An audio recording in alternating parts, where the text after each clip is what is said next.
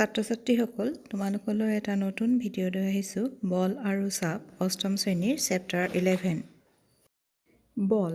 ছাত্ৰ-ছাত্ৰীসকল, আমি প্ৰতিটো কাম কৰিবলৈ আমি বল প্ৰয়োগ কৰোঁ। এই ধৰা তোমালোকৰ পঢ়া টেবুলখন এঠাইৰ পৰা আন ঠাইলৈ নিলা, চাইকেলখন চলাবলৈ আমি সকলো ক্ষেত্ৰতে বল প্ৰয়োগ কৰোঁ। চিত্ৰত দিয়া চিত্ৰকেইটা চাওঁচোন আহা। প্ৰথম চিত্ৰটোত গ'লৰক্ষকজনে গ'ল বচাইছে আৰু দ্বিতীয়টোত হকী খেলুৱৈজনে বলটো কোবাইছে আৰু তৃতীয়তে এজন ফিল্ডাৰে বলটো ধৰিছে। আমি আমাৰ দৈনন্দিন জীৱনত কিছুমান অভিজ্ঞতাৰ কথা মনত পেলাওঁ আহা। ফুটবল এটা গতিশীল কৰিবলৈ তুমি কি কৰা বাৰু? বল প্ৰয়োগ কৰোঁ আমি তাৰ দিশ সলনি কৰিবলৈ, নহয়নে? গতিশীল বল এটা অধিক দ্ৰুতগামী কৰিবলৈও আমি বল প্ৰয়োগ কৰোঁ। গ'লৰক্ষক এজনে কেনেকৈ বল এটা ধৰে? তেওঁ বল প্ৰয়োগ কৰিয়েই বলটো ধৰে। ক্ৰিকেট খেলত বেটছমেনজনে কোবোৱা বলটো ফিল্ডাৰ এজনে কেনেকৈ ৰখায়? বা হকী খেলুৱৈজনে ষ্টিকডালেৰে কোবাই গতিশীল বল এটাৰ দিশ সলনি কৰে। এই সকলো ধৰণৰ অৱস্থাতে বলটোক অধিক দ্ৰুতগামী বা মন্থৰ কৰা হৈছে নাইবা গতিৰ দিশ সলনি কৰা হৈছে। বলটো ভৰিৰে মাৰিলে, ঠেলিলে, দলিয়ালে বা কোবালে তাৰ ওপৰত প্ৰয়োগ কৰা বল বা বলৰ কাৰণেই হয়। বুটলা, খোলা বা বন্ধ কৰা, টান মৰা, ঠেলা, গোৰ মৰা, দাঙি ধৰা, টোকৰ মৰা, কোবোৱা আদি কাৰ্য কিছুমান বিশেষ ধৰণৰ ক্ৰিয়া বুজায়। এনে প্ৰতিবিধ কাৰ্যৰ ফলত কোনো এটা বস্তুৰ গতি কিবা নহয় কিবা এটা পৰিৱৰ্তন ঘটে। অৰ্থাৎ বিজ্ঞানৰ ভাষাত কোনো বস্তু ঠেলা বা টনা কাৰ্যকে বল বোলা হয়। প্ৰযুক্ত বল প্ৰয়োগ কৰাৰ ফলত বস্তু এটাই গতি লাভ কৰে। বল এটা কাৰ্যক্ষম হ'ব যেতিয়া বলসমূহৰ মাজত পাৰস্পৰিক ক্ৰিয়া হয়, অৰ্থাৎ পাৰস্পৰিক ক্ৰিয়াৰ ফলত বলসমূহ কাৰ্যক্ষম হয়। আমি চিত্ৰ দিয়া উদাহৰণকেইটা চাওঁ। ৰৈ থকা গাড়ী এখনৰ পিছফালে মানুহ এজন থিয় হৈ আছে। মানুহজনৰ উপস্থিতিয়ে গাড়ীখনক গতি কৰিবনে? গতি কৰিব নাই পৰা। ধৰা হ'ল এতিয়া মানুহজনে গাড়ীখন ঠেলিবলৈ আৰম্ভ কৰিছে, অৰ্থাৎ গাড়ীখনৰ ওপৰত তেওঁ এটা বল প্ৰয়োগ কৰিছে। মানুহজনে প্ৰয়োগ কৰা বলৰ দিশত হয়তো গাড়ীখনে গতি কৰিবলৈ আৰম্ভ কৰিব। গতিকে আমি এইটো মন কৰিব লাগিব যে গাড়ীখনক গতিশীল কৰিবলৈ মানুহজনে গাড়ীখন ঠেলিবই লাগিব, অৰ্থাৎ গাড়ীখনৰ ওপৰত বল প্ৰয়োগ কৰিবই লাগিব। আনটো চিত্ৰত আমি দেখিছোঁ দুজনী ছোৱালীয়ে এজনীয়ে আনজনীক টানিবলৈ চেষ্টা কৰিছে। অৰ্থাৎ কোনে কাক টানিছে বাৰু? দুয়োগৰাকীয়ে পৰস্পৰৰ মাজত বল প্ৰয়োগ কৰিছে। আমি যদি মনত পেলাওঁ, আমাৰ ঘৰৰ পোহনীয়া গৰুটো যদি আমি টানি আনিবলগীয়া হয় ৰছীৰে বান্ধি, তেতিয়াও আমি পৰস্পৰৰ ওপৰত বল প্ৰয়োগ কৰিম। ঠিক তেনেদৰে আমি আমাৰ বিভিন্ন সামগ্ৰীসমূহ যদি আমি টানো, পৰস্পৰৰ ওপৰত বল প্ৰয়োগ কৰিব লাগিব। বা ঠেলিবলগীয়া হ'লেও আমি খেলা ধূলা কৰোঁতেও ইজনে সিজনৰ ওপৰত কেতিয়াবা বল প্ৰয়োগ কৰিবলগীয়া হয়। গতিকে আমি দেখিলোঁ উদাহৰণটোত ছোৱালী দুজনীয়ে পৰস্পৰৰ ওপৰত বল প্ৰয়োগ কৰিছে আৰু মানুহজনেও গাড়ীখনৰ ওপৰত বল প্ৰয়োগ কৰিছে, তেতিয়াহে গাড়ীখনৰ দিশ সলনি হৈছে। গতিকে আমি এটা সিদ্ধান্তত উপনীত হ'ব পাৰোঁ যে বল সৃষ্টি হ'বলৈ অন্ততঃ দুটা বস্তুৰ মাজত পাৰস্পৰিক ক্ৰিয়া সম্পাদন হ'ব লাগিব আৰু এনেদৰে এটা বস্তুৱে আন এটা বস্তুৰ ওপৰত কৰা পাৰস্পৰিক ক্ৰিয়াৰ ফলস্বৰূপেই বস্তু দুটাৰ মাজত বলৰ সৃষ্টি হয়। বলৰ অনুসন্ধান, অৰ্থাৎ আমি বলৰ বিষয়ে আৰু অধিক জানিবলৈ চেষ্টা কৰোঁ আহাচোন। চিত্ৰ দুটা মন কৰাচোন। এটা ডাঙৰ বাকচ লোৱা হৈছে আৰু সেই বাকচটো ধৰা তুমি ঠেলিবলৈ চেষ্টা কৰিছা আৰু তুমি পৰা নাই, তোমাৰ এজন বন্ধুক তুমি মাতি লৈছা। দুয়োজনে ঠেলি পেলাই বাকচটো চিত্ৰখনত লৰচৰ কৰাব পাৰিছা। আকৌ পিছত কি কৰিছা? পিছৰ চিত্ৰখনত দুয়োজনে বিপৰীত দিশৰ পৰা ঠেলিছা, তেতিয়া বাৰু বাকচটো লৰচৰ কৰিবনে? আকৌ দ্বিতীয়খন চিত্ৰ চোৱাচোন। তোমালোকে কেতিয়াবা ৰছী টনা খেল খেলা নহয়? এনে খেলত দুটা দলে ৰছীডালৰ পৰস্পৰে বিপৰীত পিনে টানে আৰু এনে খেলত প্ৰতি দলৰ সদস্যসকলে নিজৰ ফালে ৰছীডাল টানিবলৈ চেষ্টা কৰে। কেতিয়াবা ৰছীডাল সামান্যও অগা-পিছা নকৰে। তোমালোকে বাৰু মন কৰা নে কেতিয়াবা? আৰু যিটো দলে অধিক জোৰেৰে টানে অৰ্থাৎ বেছি বল প্ৰয়োগ কৰে সেইটো দলেই শেষত জয়লাভ কৰে। অৰ্থাৎ কোনো বস্তুৰ ওপৰত একে দিশত প্ৰয়োগ হোৱা বলসমূহ ইটো সিটোৰ লগত যোগ হৈ একেলগে ক্ৰিয়া কৰে আৰু এনে বলক আমি লব্ধ বল বুলি কওঁ। এতিয়া পৰস্পৰে তুমি আৰু তোমাৰ বন্ধুৱে গধুৰ বাকচটো একে দিশত ঠেলোতে কি ঘটিছিল বাৰু? এই লব্ধ বল প্ৰয়োগ কৰিছিলা। যদি কোনো এটা বস্তুৰ ওপৰত দুটা বলে পৰস্পৰৰ বিপৰীত দিশত ক্ৰিয়া কৰে তেন্তে বস্তুটোৰ ওপৰত প্ৰয়োগ হোৱা মুঠ বা লব্ধ বল হ'ব বল দুটাৰ মাজৰ পাৰ্থক্যৰ সমান। আৰু তেতিয়া কি হয়, তোমালোকে যেতিয়া পৰস্পৰে বিপৰীত দিশত দুজন বন্ধুৱে ঠেলিছিলা বাকচটো লৰচৰ কৰিব পৰা নাছিলা। অৰ্থাৎ তোমালোক দুজনৰ যিটো লব্ধ বল আছিলে আৰু বাকচটোৰ বল সমান হৈছিলে, অৰ্থাৎ তাৰ কোনো পাৰ্থক্য নাছিলে। গতিকে ৰছী টনা খেলতো দুয়োটা দলে সমান বলেৰে যেতিয়া টনাৰ ফলত ৰছীডালৰ কোনো আগ নাবাঢ়ে বা অগা পিছা নহয় সেই অৱস্থাটো একেই, অৰ্থাৎ লব্ধ বল আৰু দুটা দলৰ মাজত আচলতে কোনো বলৰ পাৰ্থক্য নাথাকে, দুয়োটাই সমান বল প্ৰয়োগ কৰে। সেয়েহে আমি এটা কথা গম পালোঁ যে বল এটাৰ মান আন এটা বলতকৈ কম বা বেছি হ'ব পাৰে। কোনো এটা বলৰ পৰিমাণ ইয়াৰ মানৰ দ্বাৰা প্ৰকাশ কৰা হয়। বল এটাই কোনো দিশত ক্ৰিয়া কৰিছে সেইটো আমি নিশ্চিত কৰিব লাগিব। তদুপৰি যদি প্ৰয়োগ কৰা বলৰ মান অথবা দিশ সলনি হয় তেন্তে ইয়াৰ প্ৰভাৱো সলনি হয়। সাধাৰণতে বস্তুৰ ওপৰত একাধিক বলে ক্ৰিয়া কৰিব পাৰে, কিন্তু মুঠ লব্ধ বল অনুযায়ীহে বস্তুৰ ওপৰত প্ৰভাৱ পৰিব। বলে গতি অৱস্থা সলনি কৰিব পাৰে। আমি ফুটবল খেল এখনৰ কথা মনত পেলাওঁ আহাচোন। ফুটবল খেলুৱৈ এজনে পেনাল্টি কিক মাৰোতে বলটোৰ ওপৰত বল প্ৰয়োগ কৰে। আঘাত কৰাৰ আগতে বলটো স্থিৰ হৈ আছিল আৰু সেয়েহে ইয়াৰ দ্ৰুতি শূন্য আছিল। প্ৰয়োগ কৰা বলৰ বাবে বলটোৱে গলৰ ফালে গতি কৰে। ধৰা হ'ল গলৰক্ষকজনে গলটো বচাবলৈ আগবাঢ়ি গৈছে বা জাপ মাৰিছে। এই কাৰ্যৰ দ্বাৰা গলৰক্ষকজনে গতিশীল ফুটবলটোৰ ওপৰত বল প্ৰয়োগ কৰিবলৈ চেষ্টা চলাইছে। তেওঁ প্ৰয়োগ কৰা বলৰ বাবে ফুটবলটো ৰৈ যাব পাৰে অথবা বলটোৰ গতিৰ দিশ সলনি হ'ব পাৰে। তেনে ক্ষেত্ৰত গল খোৱাৰ পৰা বাচিব পাৰি। যদি গলৰক্ষকজনে বলটো ৰখাই দিব পাৰে তেন্তে ইয়াৰ দ্ৰুতি শূন্যলৈ হ্ৰাস পাব। এই কথাৰ পৰা আমি ধাৰণা কৰিব পাৰোঁ যে কোনো এটা বস্তুৰ ওপৰত বল প্ৰয়োগ কৰিলে তাৰ দ্ৰুতিৰ পৰিৱৰ্তন ঘটে। যদি গৈ থকা দিশত বস্তুটোৰ ওপৰত বল প্ৰয়োগ কৰা হয় তেন্তে বস্তুটোৰ দ্ৰুতি বৃদ্ধি পাব। আনহাতে যদি গতিৰ বিপৰীত দিশত বল প্ৰয়োগ কৰা হয় তেন্তে বস্তুটোৰ দ্ৰুতি হ্ৰাস পাব।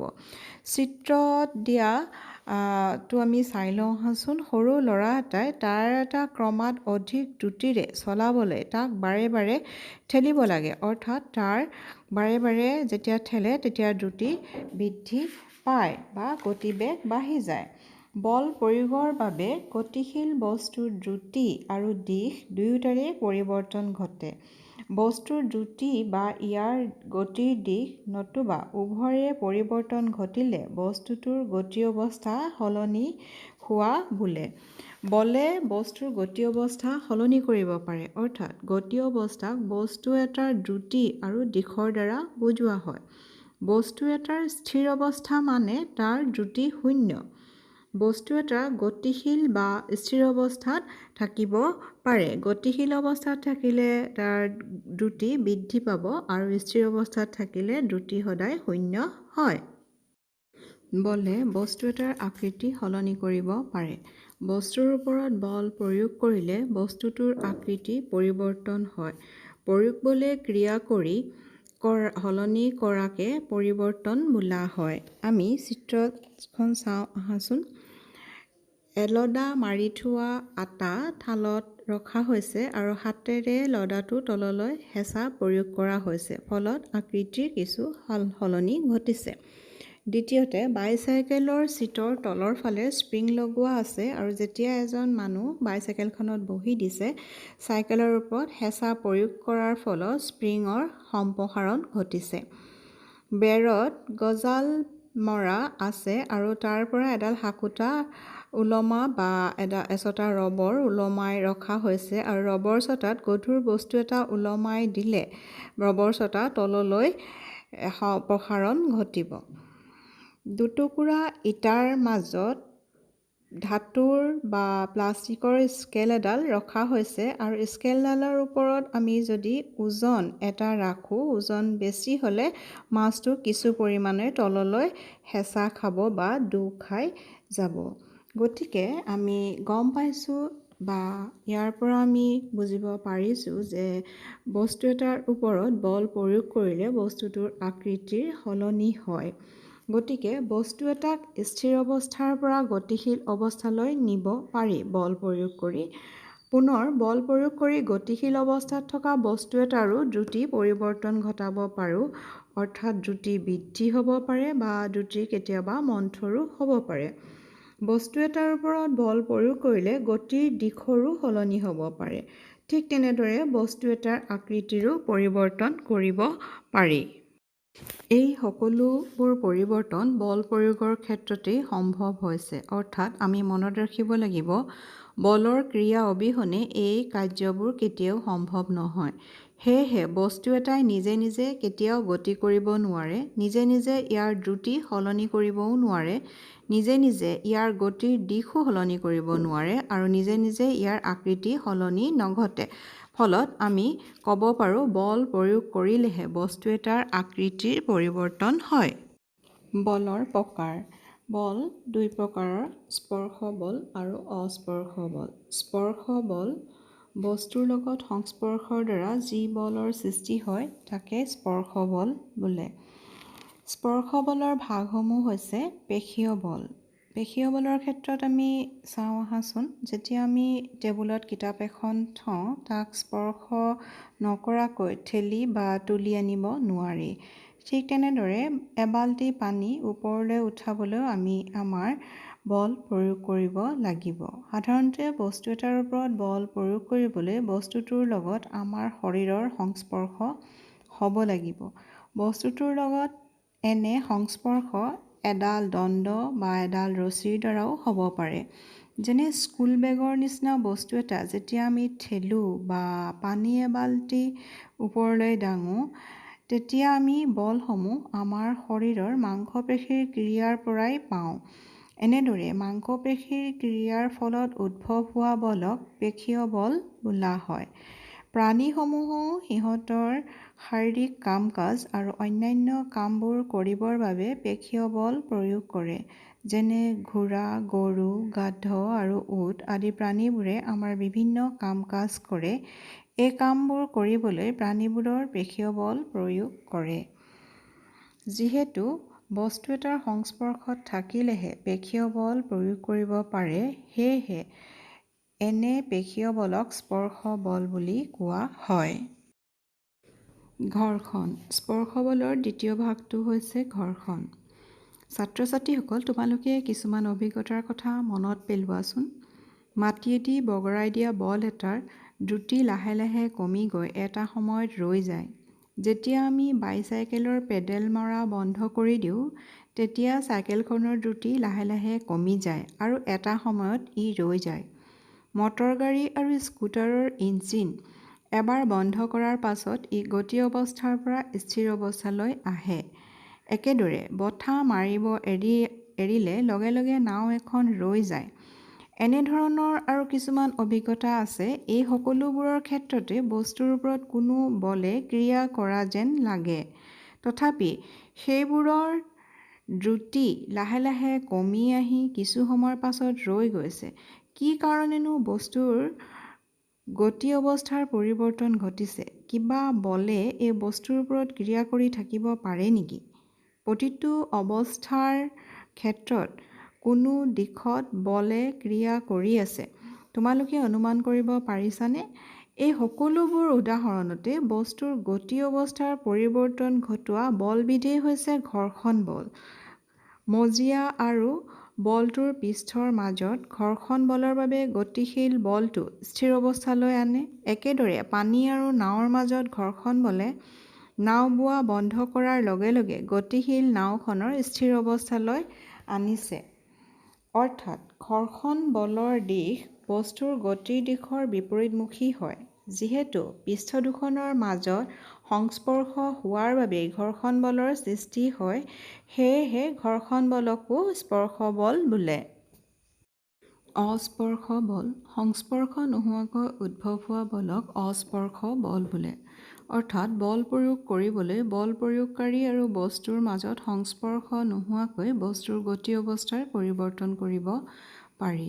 চিত্ৰত দুডাল চুম্বক দেখুওৱা হৈছে। তাৰে এডালৰ 3ডাল ঘূৰণীয়া আকৃতিৰ পেঞ্চিলৰ ওপৰত ৰখা হৈছে। চুম্বক দুডালৰ ৰঙেৰে সমধৰ্মী আৰু বিপৰীতধৰ্মী চিনাক্তকৰণ কৰা হৈছে। এতিয়া আমি এডাল চুম্বকৰ মূৰৰ ওচৰলৈ আন এডাল চুম্বকৰ মূৰ এটা আনিলে আমি দেখা পাম সমধৰ্মী দুডাল চুম্বকৰ মাজত বিকৰ্ষণ ঘটিছে, অৰ্থাৎ দূৰলৈ গুচি গৈছে চুম্বকডাল, আৰু বিপৰীতধৰ্মী দুডাল চুম্বকৰ মাজত আকৰ্ষণ, অৰ্থাৎ ওচৰলৈ আহিছে চুম্বককেইডাল। এয়া হৈছে চুম্বকীয় বল। দুডাল চুম্বকৰ সমধৰ্মী মেৰুৱে পৰস্পৰৰ বিকৰ্ষণ কৰে আৰু বিপৰীতধৰ্মী মেৰুৱে পৰস্পৰৰ আকৰ্ষণ কৰে। এনেদৰেই চুম্বকে প্ৰয়োগ কৰা বলকে অস্পৰ্শ বল বুলি কোৱা হয়। অৰ্থাৎ ইয়াত কোনো বস্তুৰ সংস্পৰ্শ নোহোৱাকৈ বা মাংসপেশী আমি সংস্পৰ্শ কৰিব লগা হোৱা নাই, হাতেৰে আমি চোৱা নাই, নিজেই তাত গতিপথৰ সলনি হৈছে। অৰ্থাৎ বল প্ৰয়োগ কৰিবলৈ বল প্ৰয়োগকাৰী আৰু বস্তুৰ মাজত কোনো সংস্পৰ্শ হোৱা নাই। গতিকে এনেধৰণৰ বলকে অস্পৰ্শ বল বুলি কোৱা হয়। স্থিতি বৈদ্যুতিক বল। চিত্ৰত দেখুওৱাৰ দৰে এডাল প্লাষ্টিকৰ ষ্ট্ৰ' পাইপ লৈ ইয়াক সমানে দুভাগ কৰি কটা হৈছে। সূতা এডালৰ সহায়ত টেবুলৰ একাষত ইয়াৰে এটা টুকুৰা ওলমাই ৰখা হ'ল আৰু এতিয়া আন টুকুৰা ষ্ট্ৰ' পাইপ হাতেৰে ধৰি ইয়াৰ মুক্ত মূৰটো এখিলা কাগজেৰে ঘঁহা হ'ল আৰু এতিয়া ঘঁহা মূৰটো ওলমাই ৰখা ষ্ট্ৰ' পাইপডালৰ ওচৰলৈ লাহে লাহে চপাই আনিলে ষ্ট্ৰ' পাইপ দুডালৰ মাজত আকৰ্ষণ ঘটিব। আৰু যদি আনডাল ওলমাই থোৱা ষ্ট্ৰ' পাইপৰ মূৰটোৰো কাগজেৰে ঘঁহি দিয়া হয়, তেন্তে দুয়োডাল ষ্ট্ৰ' পাইপৰ মাজত পৰস্পৰৰ বিকৰ্ষণ ঘটিব। অৰ্থাৎ সমধৰ্মী আধানৰ মাজত বিকৰ্ষণ ঘটিছে আৰু বিপৰীতধৰ্মী আধানৰ মাজত আকৰ্ষণ ঘটিছে। ষ্ট্ৰ' পাইপডাল কাগজেৰে ঘঁহাৰ ফলত ই স্থিতি বৈদ্যুতিক আধানৰ আহৰণ কৰে। এনে ষ্ট্ৰ' পাইপ আধানযুক্ত বস্তুৰ উদাহৰণ। আধানযুক্ত বস্তু এটাই আন এটা আধানযুক্ত বা আধানহীন বস্তুৰ ওপৰত প্ৰয়োগ কৰা বলকে স্থিতি বৈদ্যুতিক বল অৰ্থাৎ ইলেক্ট্ৰষ্টেটিক ফ'ৰ্চ বুলি জনা যায়। বস্তুবোৰৰ পৰস্পৰৰ স্পৰ্শ নকৰিলেও এনে স্থিতি বৈদ্যুতিক বল প্ৰয়োগ কৰা হয়। গতিকে স্থিতি বৈদ্যুতিক বলো অস্পৰ্শ বলৰে এটা উদাহৰণ। মাধ্যাকৰ্ষণ বল। পৃথিৱীয়ে সকলো বস্তুক নিজৰ ফালে টানি থকাৰ বাবে বস্তুবোৰৰ ওপৰৰ পৰা মাটিত পৰে। এই বলকে মাধ্যাকৰ্ষণ বল বোলে।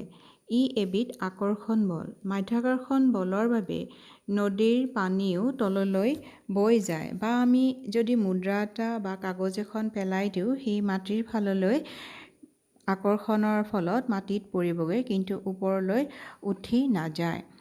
বিশ্ব ব্ৰহ্মাণ্ডটো বাস্তৱিকতে প্ৰতিটো সৰু ডাঙৰ বস্তুৱে ইটোৱে সিটোৰ ওপৰত বল প্ৰয়োগ কৰি আকৰ্ষণ কৰি থাকে আৰু এনেধৰণৰ আকৰ্ষণ বলকে মহাকৰ্ষণ বল বা গ্ৰেভিটেশ্যনেল ফ'ৰ্চ বুলি কোৱা হয়। এই মহাকৰ্ষণ বলেই হৈছে অস্পৰ্শ বলৰ এটা উদাহৰণ। চাপ। আমি এটা উদাহৰণ মনত পেলাওঁ আহাচোন। এবাৰ কটাৰী এখনৰ ভোঁটা আৰু আনবাৰ চোকা ফালটোৱে শাক পাচলি কাটিবলৈ চেষ্টা কৰাচোন কোনটোৱে কাটিবলৈ সহজ হ'ব বাৰু ভোটা মূৰটোৱে আমাৰ কাটিবলৈ অসুবিধা হ'ব বা আমি কাটিব নোৱাৰিম কিন্তু চোকা ফালটোৰ সহায়ত আমি সোনকালে কাটিবলৈ পাৰিম ঠিক তেনেদৰে গজাল এটাৰ মূৰটো তক্তা এচটাত সোমোৱাবলৈ চেষ্টা কৰাচোন কোনটো সফল হ'বা এতিয়া কথাটো হৈছে যি ক্ষেত্ৰফলৰ ওপৰত বল প্ৰয়োগ কৰা হয় অৰ্থাৎ গজালৰ জোঙা মূৰটো সিয়েই কামটো সম্পাদন কৰাত বিশেষ ভূমিকা লয় অৰ্থাৎ আমি গজালৰ জোঙা মূৰটো আমি তক্তাখনত সোমোৱাবলৈ আমি হেঁচা প্ৰয়োগ কৰিম আৰু ফলত সোমোৱাবলৈ আমাৰ সহজ হ'ব অৰ্থাৎ আমি গম পাওঁ কোনো একক পৃষ্ঠৰ ক্ষেত্ৰফলত ক্ৰিয়া কৰা বলকে চাপ বোলা হয় অৰ্থাৎ চাপ সমান সমান বল বাই ক্ষেত্ৰফল বলক আমি ক্ষেত্ৰফলৰে হৰণ কৰিলে বস্তুটোৰ চাপ পাওঁ আমি চিত্ৰত দেখুওৱা হৈছে এজন মজদুৰে মূৰত গধুৰ বোজা কঢ়িয়াওঁতে কাপোৰৰ ঘূৰণীয়া নোৰা এটা মূৰৰ ওপৰত লয় আৰু এনে কৰিলে তেওঁলোকে মূৰৰ ওপৰত বোজাটো স্পৰ্শতলৰ ক্ষেত্ৰফল বৃদ্ধি কৰি লয় ফলস্বৰূপে তেওঁলোকে মূৰৰ ওপৰত বোজাটোৱে দিয়া চাপৰ পৰিমাণ হ্ৰাস হয় আৰু তেওঁলোকে সহজে বোজাটো কঢ়িয়াই লৈ যাব পাৰে এতিয়া মন কৰাচোন তোমালোকে এই চাপৰ যিটো আমি সূত্ৰটো পালোঁ চাপ সমান সমান বল বাই ক্ষেত্ৰফল অৰ্থাৎ আমি ক্ষেত্ৰফলক আমি চাপ প্ৰকাশ কৰিবলৈ সৰহ হিচাপে ব্যৱহাৰ কৰোঁ সেয়েহে বলৰ মান একে থকা অৱস্থাত ক্ষেত্ৰফলৰ পৰিমাণ যিমানেই সৰু হয় চাপৰ মান সিমানেই ডাঙৰ হয় গজালটোৰ জোঙা মূৰটো ক্ষেত্ৰফলৰ ভোটা মূৰটোতকৈ যথেষ্ট কম সেয়েহে একেটা বলে অধিক চাপ সৃষ্টি কৰি গজালটোৰ জোঙা মূৰটো কাঠত সুমুৱাই দিব পাৰি আৰু জুলীয়া আৰু গেছীয় পদাৰ্থইও চাপ প্ৰয়োগ কৰে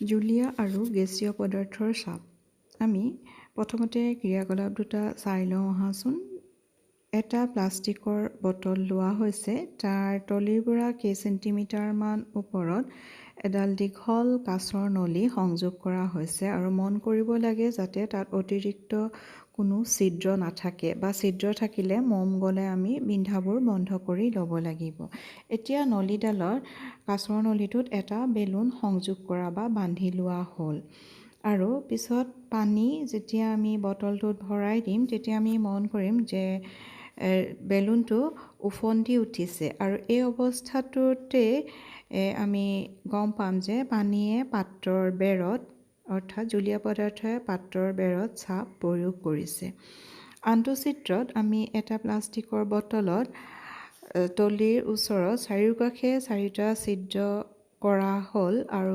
ছিদ্ৰবোৰ যাতে তলিৰ পৰা একে উচ্চতাত হয় সেই কথাটো আমি নিশ্চিত কৰিব লাগিব আৰু এখন ডাঙৰ কাঁহীৰ ওপৰত বটলটো ৰাখি পানীৰে পূৰ্ণ কৰা হ'ল আৰু এতিয়া আমি বিভিন্ন ছিদ্ৰদি ওলাই অহা পানীৰ ধাৰাবোৰ সমান দূৰত গৈ পৰা দেখা পাম আৰু ইয়েই জুলীয় পদাৰ্থই তাৰ বেৰত প্ৰয়োগ কৰা চাপৰ কথা সূচাব অৰ্থাৎ জুলীয়া পদাৰ্থই পাত্ৰৰ বেৰত চাপ প্ৰয়োগ কৰে প্লাষ্টিকৰ বটলটোত পানী ভৰাই বিন্ধা কৰি দিলে আমি এই প্ৰয়োগ কৰা চাপৰ কথা আমি সহজে বুজি পাওঁ ঠিক তেনেদৰে গেছীয় পদাৰ্থইও পাত্ৰৰ বেৰত চাপ প্ৰয়োগ কৰে উদাহৰণস্বৰূপে বেলুন এটা যদি আমি ফুলাওঁ বায়ু দিলে সোমোৱাৰ লগে লগে তাত বেলুনটোৰ আকাৰ সলনি হয় আৰু বেছিকৈ যদি আমি ফুলাই গৈ থাকোঁ তেন্তে বেলুনটোৰ ওপৰত চাপ প্ৰয়োগ হৈ বেলুনটো ফুটি যাব পুনৰ আকাৰৰ পৰিৱৰ্তন হ'ব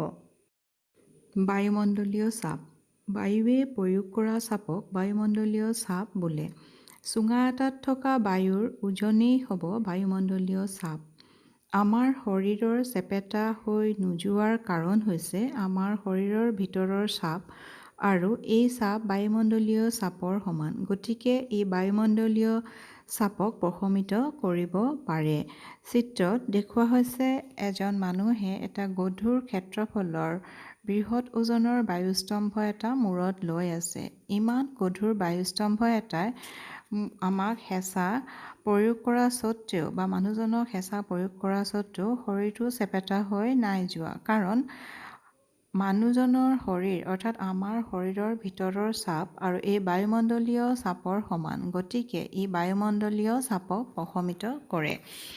আনটো চিত্ৰত দেখুওৱা হৈছে দুটা ঘোঁৰাই অৰ্ধগোলক এটা টানিছে, কিন্তু তাক পৃথক কৰিব পৰা নাই। আচলতে এইটো 17 শতিকাৰ জাৰ্মান বিজ্ঞানী অটো ভান গুৱেৰিকে পাত্ৰৰ পৰা বায়ু নিষ্কাশন কৰা পাম্প এটা সাজি উলিয়াইছিল। এই পাম্পৰ সহায়ত তেওঁ নাটকীয়ভাৱে বায়ুৰ চাপ প্ৰদৰ্শন কৰি দেখুৱাইছিল। তেওঁ 51 চেণ্টিমিটাৰ ব্যাসৰ দুটা অৰ্ধগোলক সংযোগ কৰি ভিতৰৰ বায়ুখিনি পাম্পৰ সহায়ত উলিয়াই লৈছিল। তাৰ পাছত তেওঁ প্ৰতিটো অৰ্ধগোলকৰ লগত 8টাকৈ ঘোঁৰা ব্যৱহাৰ কৰি অৰ্ধগোলক দুটা পৃথক কৰিবলৈ চেষ্টা চলাইছিল। বায়ুৰ চাপ ইমানেই বেছি আছিল যে অৰ্ধগোলক দুটা পৃথক কৰা সম্ভৱ নহ'ল।